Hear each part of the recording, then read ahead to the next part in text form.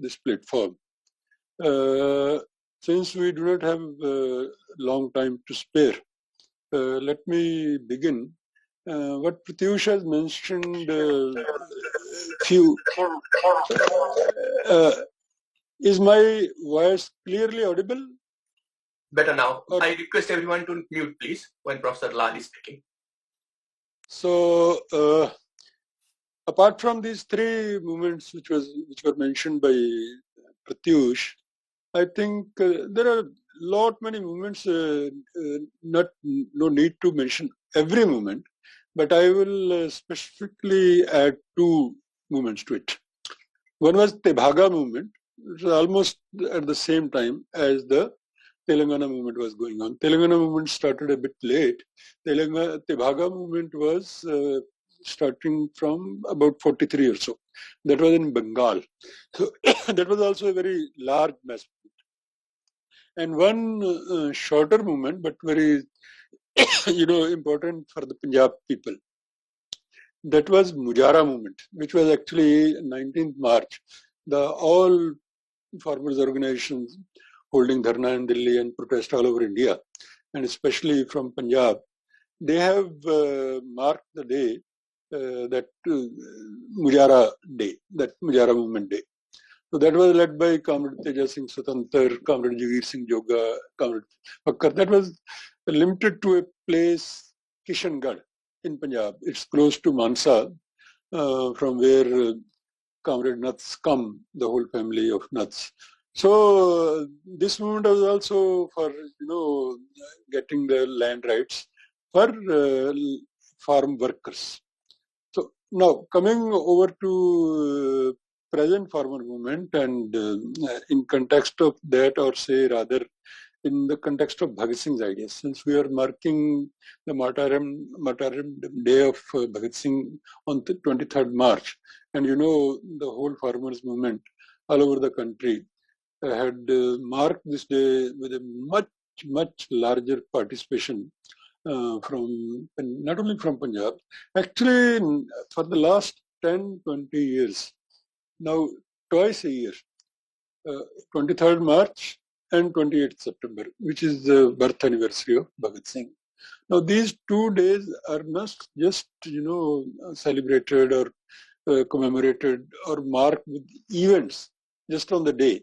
There was a time when few places and few organizations used to mark these days. Nowadays, at least for a fortnight, almost for a fortnight, all over the country, especially around 23rd March, the day is commemorated very largely. In fact, now in Pakistan also, and places in South Asia, now like South Asians living in States, Canada, England, Australia, they all mark these days in a very large manner. So in that sense, Bhagat Singh has become a more knowable figure. Now, Bhagat Singh was earlier known just as a patriot, as a very fearless revolutionary, as the title of Kuldeep Nayar's book is, Without Fear. And but that was a very limited kind of image of Bhagat Singh. No doubt he was fearless, he was a patriot to the core, and he was self-sacrificing also to the core. But he was much more beyond that. He was a thinker revolutionary and a sort of Marxist revolutionary. Actually, he lost his life at the age of 23 and few months plus. But the way he was developing into a Marxist mold, he was developing into a Marxist thinker in the sense that beyond Marx and Engels. So, but actually, the thinker revolutionary image of Bhagat Singh that has started developing from the introduction of Why I'm an Atheist by Professor Bipin Chandra in 74-5, when he brought out a special edition of Why I'm an Atheist with his own introduction.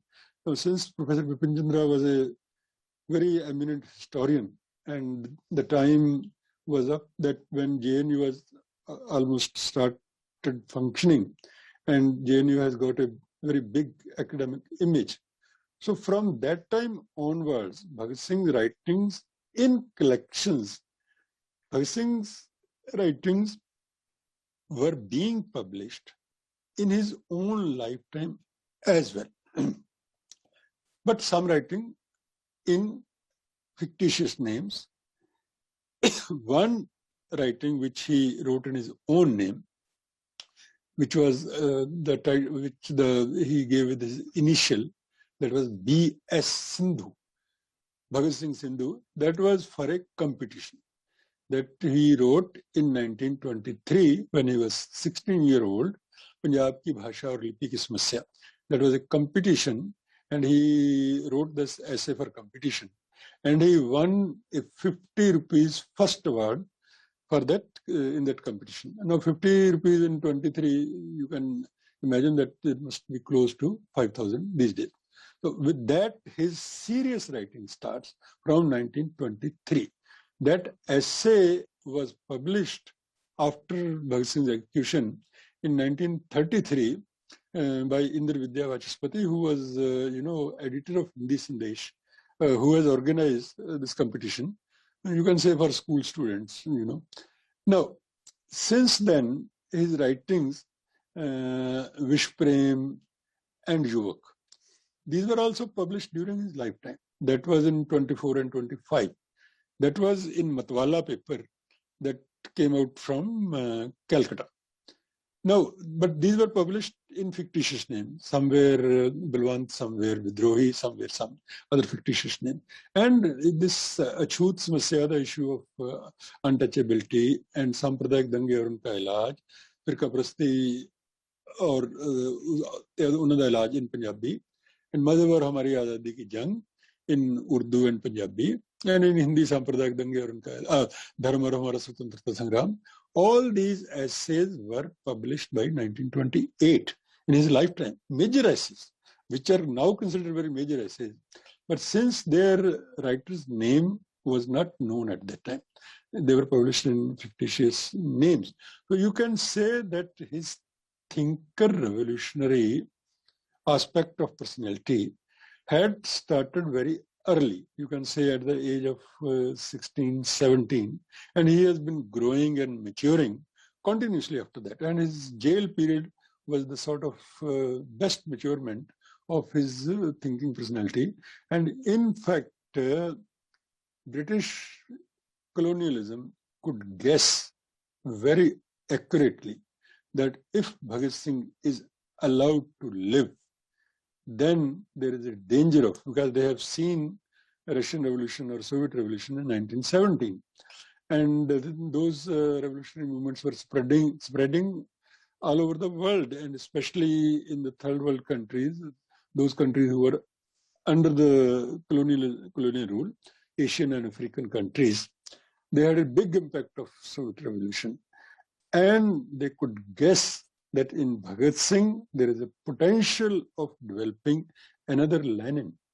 By that time, Lenin was the only leader after, Marx and Engels, or to some extent Stalin, which was part of the Russian Revolution. Other revolutionary leaders like Che Guevara, Ho Chi Minh, and Castro, they all matured and developed after Bhagat Singh was hanged. But prior to Bhagat Singh's hanging, Lenin was the only leader. And they had a sort of feeling that if this man is allowed to live, he will be another Lenin in the making. And if in Asia, Lenin is built prior to Mao in China, then it is a great danger for whole imperialism and colonialism. So they were determined to kill him by all means, by hook or crook. And largely they had killed him by crook, not by hook. So that was the kind of thing. But the tussle between British colonialism and Bhagat Singh was also very interesting. Bhagat Singh was also determined. The way colonialism was determined to kill him, Bhagat Singh was determined to sacrifice his. Both had a different perceptions. British has a perception that there is a danger of Lenin getting, being born again or being developed again. Bhagat Singh has a perception that unless we sacrifice our life, Indians will not wake up, or Indians are in slumber. So to wake up them from their slumber, we must sacrifice our life, and we should sacrifice our life in such a loud manner that it, does an explosion for their conscience and for their consciousness, and for a explosion as a warning signal to British colonialism. Because, the kind of term which they used by throwing bomb in Delhi Assembly on 8th April 29, to make the deaf hear. So he has a double-edged, weapon for this, to make the deaf hear. He wanted to make British colonialism who were deaf, and he wanted also to wake up Indians who were not deaf, but who were in slumber. So that's how, Bhagat Singh and British colonialism were working toward similar, kind of end, but with a different impact. And, the way, why Bhagat Singh's fearless image has become so popular that he could, morally, like today's farmers movement. Farmers movement has already won. They have won morally, in the sense that the whole India, and not only whole India, the whole democratic people in the world, they are convinced of the righteousness of Indian farmers movement, of their demands, of Excuse their me, sir. rights. Hello? Yes, Yeah. sir. So they, same way, Bhagat Singh, even before he was hanged, when he was going through hunger strikes for a long period, in that period, he had already won his battle over British colonialism. That because he was going to gallows with his head high, along with his two comrades, Sukhdev and Rajguru. They were tried to put the black mask on their face, which they threw away. And they say, we are not criminals. We are going to sacrifice our life for our own country, and we are going to do it with proud. We are proud to. We are going to do it with pride, and we are proud to sacrifice our life. So that's how, in what I used to say, that when you look into eyes of each other, there is a battle who has to wink one's eye. And British colonialism had to wink its eye. His eyes were, getting down, and Bhagat Singh's eyes and head was kept high. No, that was the kind of thing, because Bhagat Singh also knew, I would not like to say that he himself knew that he can be a Lenin, but he knew his potential. That much is true, that he knew his potential, but he was humble enough not to show any arrogance or any, kind of thing that, oh, I'm so great and like that. But he knew his potential, but at the same time, he knew that the circumstances in which they are, they do not have any organization behind. They knew that the conditions for socialist revolutionary are not yet ripe. What they can do in those given circumstances, that they can only wake up people at mass level, at such level that, Bhagat Singh has wrote in his last letter to his friends on 22nd March, a day before, that आज मेरा नाम हिंदुस्तानी क्रांति का प्रतीक बन चुका है. Their friends wanted, even at that stage, They wanted him to, get out of jail, and they were looking for escape. But Bhagat Singh refused. He said, no, आज मेरा नाम हिंदुस्तानी क्रांति का प्रतीक बन चुका है, तो मैंने माए कल अपने बच्चों का नाम भगत सिंह रखने पे गर्व महसूस करेंगी. Although there is a saying that everyone wants, to have Bhagat Singh born, but not as in his or her own home, but in others' home. So that is a dilemma of the thing. That Bhagat Singh thought that mothers will feel proud to name their children as Bhagat Singh. But at the same time, the practical science, but that is limited to middle class. That middle class is, highly, to some extent, selfish middle class.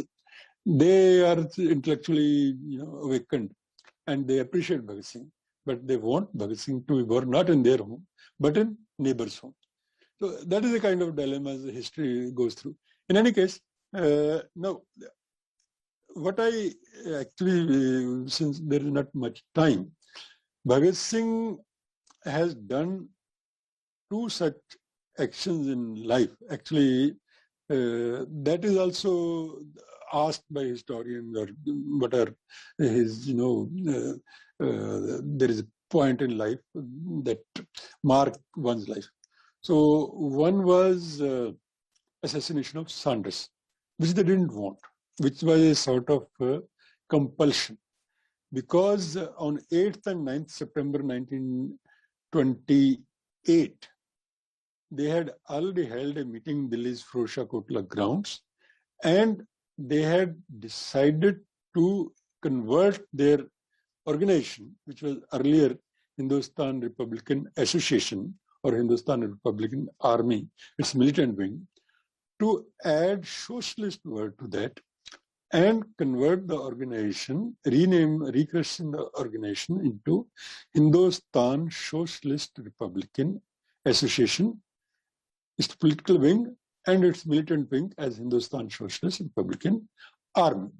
So Kartar Singh, who was Chandrasekhar Azad's fictitious name, he was the commander of HSRA Army, when he was commander of militant wing, and Bhagat Singh was its political ideologue. So that's how their life has been going through. Because through HRA, they had done HRA was formed, say, around 1924. And in 1924 itself, Naujawan Bharat Sabha, that also took shape. But its more activities started from 25 and 26. And but its preliminary shape was taken in 1924. Comrade Ramchand's book, most of you people are sort of from academia and want to read more. So Comrade Ramchand's book, History of HRA and Naujawan Bharat Sabha, that is the most authentic book on Bhagat Singh's two movements. Because Comrade Ramchand was their comrade. He himself was president of Naujawan Bharat Sabha for some time. Bhagat Singh was general secretary. He has given a sort of detailed history, and he was part of HSRA also. So this book is very authentic book. And for Bhagat Singh's life and also Bhagat Singh's family life, his father, his grandfather, his brothers, etc.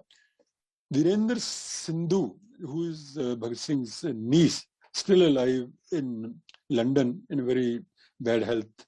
So she has written in 1967, she wrote a book, Yugdrishta Bhagat Singh और उनके मृत्युंजय पुरखे. It's in Hindi, Yugdrishta Bhagat Singh और उनके मृत्युंजय पुरखे. This was published from Bharatiya Gyanpith that was in Banaras at that time.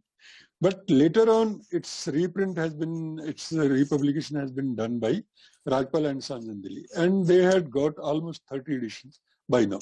Now these are two books which I think one should know about Bhagat Singh's life as well as his activities. And his intellectual personality comes out very clearly from, Comrade Ramchand book.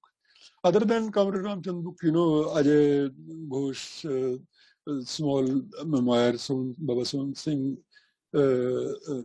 Josh memoirs, my four meetings with Bhagat Singh, etc. Shiv Verma's memoirs, which are most important memoirs, Rajaram Shastri, Bhagwan Das Mahar, from all these memoirs. Actually, it's an interesting kind of thing. Bhagwan Das Mahar has written in his memoirs that because Bhagat Singh used to distribute books to cultivate, his comrades' intellectual personality. So Bhagwan Das Mahar said that Bhagat Singh ne mujhe पूंजी की copy they the. He gave a copy of Capital, Marx Capital. Now, Capital cannot be understood by so many common people, even if they are postgraduates and whatever. And I also cannot understand. I know it needs a very technical economic background to understand it. But then, if Bhagat Singh has given this book to Bhagwan Das Mahar to read, which means he himself has either gone through or he has been well aware of the contents of the book. So that's how his own personality was developing, and he was trying to develop his comrades' personalities also. So that's why but what I was telling you, that interesting part is that Bhagat Singh, all comrades had started referring to Bhagat Singh's intellectual personality very early, even before partition. Jatinda's authentic biography of Bhagat Singh came out in 1932 itself. It's Jatindranath Sanyal. There are two Jatindas. One Jatindranath or Jatindas, who sacrificed his life by fast unto death in jail on 13 September 1929. But Jatindranath Sanyal, who was younger brother of Chindranath Sanyal, who has organized HRA, he was, acquitted in Lahore conspiracy case. He was Bhagat Singh in this case. But for writing the biography of Bhagat Singh, and whose just 6 installments were published in Bhavishya, which was published by Ramrak Singh Sehgal from Allahabad, and whose more known work is Chand Ka Phansi Ank, whose all biographies or short biographies or sketches of revolutionaries were written by Shiv Verma and Bhagat Singh together, which are part of this Bhagat Singh reader also. Now, those Jatindranath Sanyal's biographical installments were being published, and that Bhavish was banned. Both were arrested, both were convicted, and Jatindranath Sanyal was convicted for 2 years for writing. He was acquitted in a more serious case, but he was convicted for writing the biography. And ultimately that biography, which was banned by British colonialism, that came out only after this national government came up in Delhi in 1946 only. That was first publication. It's a history of the whole case. And NBT, as National Book Trust, has published very interesting Jatindranath Sanyal's this biography of Bhagat Singh, which is not very long, 100 page plus or something. But 100 pages are devoted to that trial and that case in which both these people were convicted.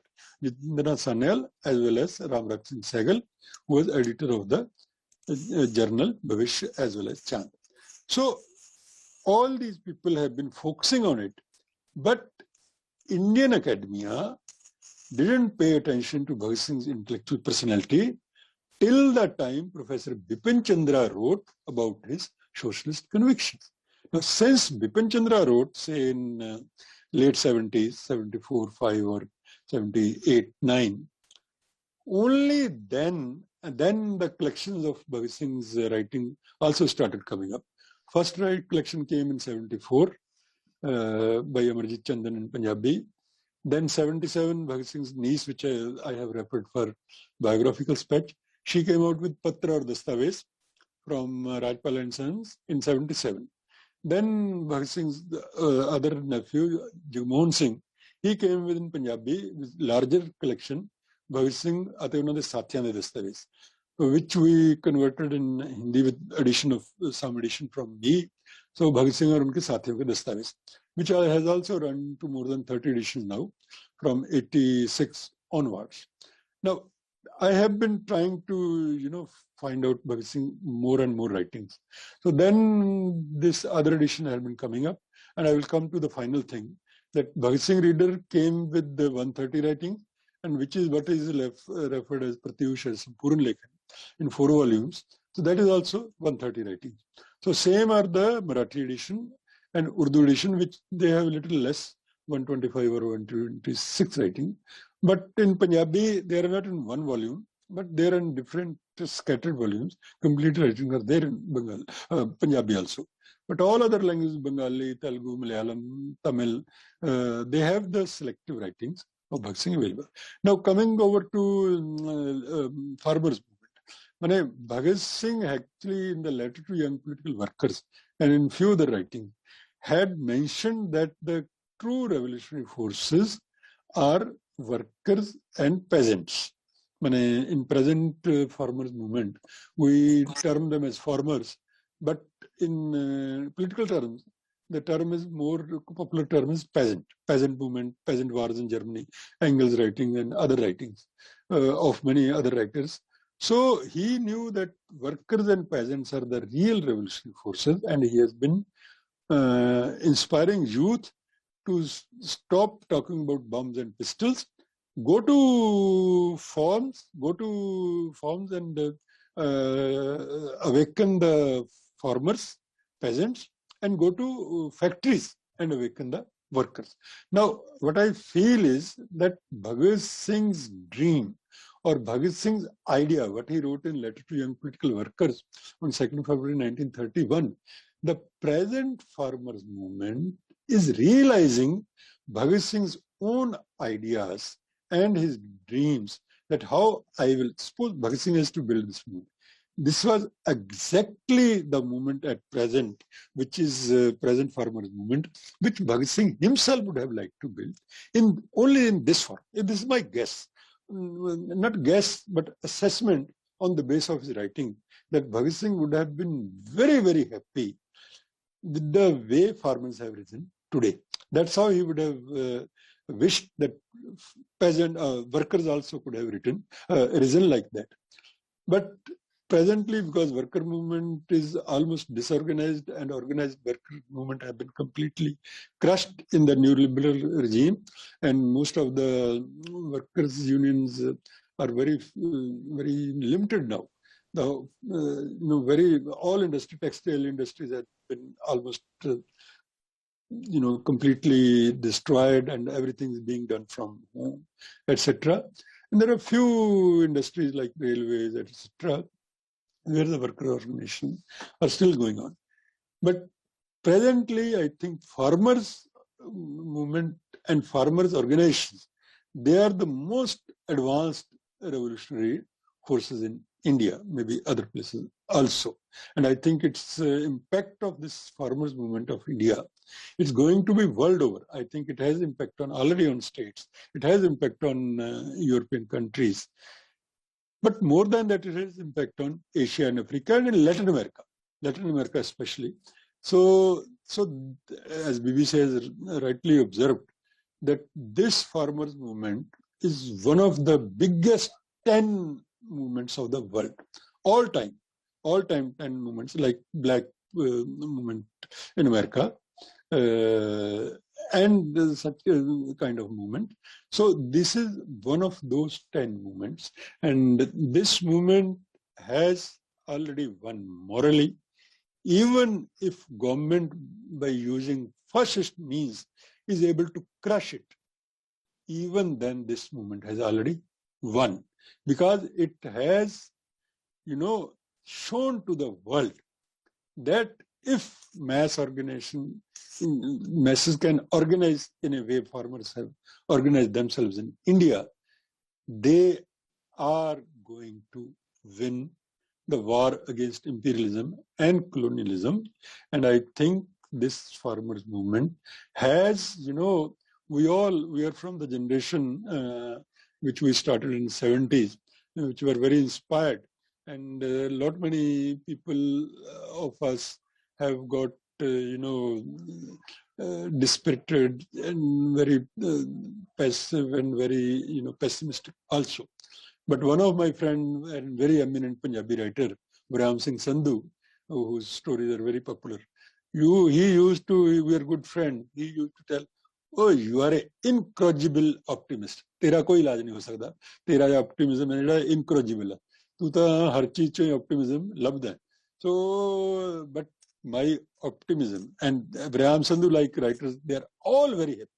They are all very happy because we all start from 20s and now they find what we were talking in those days in a very inspired manner. We are seeing the real movement in our late age. So even Abraham Sandhu is living in Canada, but he's every day he's writing about all these things. He's putting posts and the people. There's such an impact. There's an explosion in literature also. Such poetry has come after many decades. That because of this farmers movement. From Surjit Patar downwards, there are hundreds of poets. Even new poets are born under the impact of, in 70s, under the impact of Naxalite movement, literature has exploded. There was a sort of, downward trend for creative writings and other things. But now that, has broken, and again, new literature has born. So big movements give birth to new literatures, new art forms, painting and music and all that. You see, you have already seen how many songs have come up, new songs have come up every day with using new technology. So new songs, new poems, this is coming up. So I think this would have, if we just say in, metaphysical terms, Bhagat Singh would have been most happy. As happy as, he was at the gallows. He was very happy at the even gallows. He told people that you will not see me not happy at that time, because he was happy to sacrifice his life, but he would be happy today that his dream and his ideas are coming true this day through farmers movement. I think by paying my salute to farmers movement and also my tribute to the 250 plus farmers who have lost their life, who have sacrificed their life, like Bhagat Singh and his comrades have sacrificed. But farmers are as happy, even sacrificing their lives, as Bhagat Singh was in sacrificing his life. Farmers are so determined and happy to, any movement can last long only if the participants feel happy about it. Even when suffering, even when they are inconvenienced, they are suffering all kinds of, cold, now hot, summer, but they are happy. And happy movements cannot be defeated. Those people in the movements who are happily running the movement, and every day you see that we are not going to go back unless we win. And I think they have won morally, and they have won politically also, and they will win in terms of getting their demands accepted as well. And I salute Bhagat Singh and his comrade Sukhdev Rajguru, as well as 250 farmers who have lost their life for this, and the great farmers movement of India. Thank you. So the first one is from Sandeep Chobe, and they're asking that recently there is a news or an article that got popular. It's about Bhagat Singh was invited by Stalin to visit Soviet Union. Can you please enlighten us on this? Actually, this, when I was also studying Bhagat Singh and Bhagat Singh related books, etc., I have also come across, I think I also might have mentioned in my introduction somewhere, it was true that Naujawan Bharat Sabha and HSR activities were being reported internationally also, at least in left media. And since Indian communists may not be at party level, and Gadarite revolutionaries, many of them which became part of Bhagat Singh movement also, communist movement also, they were going to Soviet Union much earlier. 80 plus Gadarites had gone to Moscow to join the Eastern University for the University for the Tailors of the East, which was in Moscow for Asian and African revolutionaries. There were national liberation movements in Africa and Asia in many countries. And India was a big country, and 80 plus Gadarite revolutionaries had gone there. And many of them, in fact, one of them, Bhai Santokh Singh, who had returned, he has started the Kirti magazine, in which most of the Bhagat Singh's articles were published. Because Bhai Santokh Singh, he died young. He started Kirti in 1924, but he died, I think, in 1926. Then Sohan Singh Josh, he took over the editorship of Kirti. And most of the articles of Bhagat Singh were published from 26 to 28.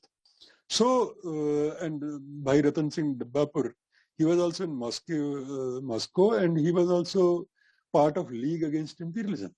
So all these people were knowing about Bhagat Singh activities, because Kirti was, as Gadar Party journal was going all over the world, Kirti was published in Punjabi and Urdu. It has also a large reach. And this particular reference has come from Shaukat Usmani. Shaukat Usmani was also one of the early communist leaders. And he has also met Bhagat Singh sometime, probably. And probably in his memoirs, Peshawar to Moscow, when the Indian communists have been meeting Stalin. So, and I think likely this has to be before his arrest. Bhagat Singh was arrested on 8th April 1929. This must be somewhere in 27 or 28, most likely in 28. In 28, even Jawaharlal Nehru was concerned. He had sent messages to revolutionaries through Chandrasekhar Azad. He has said that I will fund and Bhagat Singh should go to Moscow. And he was actually ready to bear the expenses of his going to Moscow. Because he has also returned from Moscow recently in 27 or 25. And he was also, in those days, he was at least inspired by socialism and Marxism, at least Russian socialism. So he also wanted that he should go. So those times, Stalin has probably mentioned to Shaukat Usmani that you should send Bhagat Singh, because they had the university for the revolutionary of the East. And in fact, most of the revolutionaries had been coming back to India, and some of them got lost their life also, crossing the river from in Afghanistan, when you had to do many things underground manner. So one of Bhagat Singh comrade Ramkrishna, I think he lost his life while trying to cross the river. So that means it is a possibility that Stalin knew, and Stalin also would have wished, like the Gadarite revolutionaries, that Bhagat Singh also to join this university, or at least come to Moscow and know the more advanced knowledge about Marxism, etc. I think it's a possibility of this is not ruled out. Thank you for that insight. The next question is from Jaspal Singh, and it's about the current contradiction in agrarian crisis, right? There is a crisis of the low productivity, that we cannot deny it, and also too many people are on agriculture. And in your book, I actually, I'm adding to that question. I read about few days before Bhagat Singh's execution, there were a few weeks before his execution, there was a proposal, there is a program from the Hindustan Socialist Republican Association's program on agrarian crisis, right? A solution to that. And one of the solution is that basically to nationalize land by a revolutionary state, and also then do collective farming, and then industrialize the country. So what do you think, how do you think Bhagat Singh's prescription is relevant today, or what do you think about that? In fact, actually, since Bhagat Singh also wrote about it, and since he was inspired by Marxism, Leninism, and especially Lenin's, land transformation in Russia and later Soviet Union. So, what Bhagat Singh gave, he gave from that.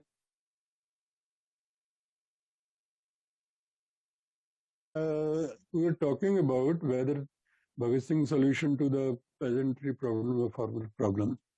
Actually, that solution, I think, is universal. That is not just for India. It's for any country, and especially Asian countries and more agriculture-based country, that yes, land should be nationalized, cooperative farming should be there, and the peasants should get the return of their produce. What peasants are now demanding, MSP, minimum support price, that actually is the base for that. That peasant farmer do much labor and they get less in return. And at least whatever they labor and spend, that must return to them with some, profit for which to, take care of their family and themselves. So, but when you think of nationalization and cooperative farming, like it has happened in Soviet Union or in China or in Vietnam, although they are reversing their decisions and bringing back, private kind of lands, etc. But these two things can be mixed also. I am not an economist, not the least as agriculture economist. This I will, maybe whatever I'm saying, this I'm saying from common sense. That suppose the total land cannot be nationalized, and that can be nationalized only through a revolution. Without revolution, it can never happen. And a left front government has 34 years. They had, Operation Barga, which gave much relief to, farm workers and farmers. That's why they built a base for left front government. They could continue 34 years because they had resolved the problem at elementary level, at some level. But till the time revolution cannot be held. But these kind of governments, which are pro-corporate, which are pro-imperialist government, they will not do even the minimum thing, or say few cooperative farms can be formed which can earn more, and that also will not happen. So for any radical change in agriculture relation, there has to be a revolution. That I think is a must. Short of revolution, whatever farmers are now demanding, that is sort of a minimum for their living and continuing the farming. So I think I cannot answer this question in a very detailed manner, but I can just give a sort of common sense, observations. So the next question is from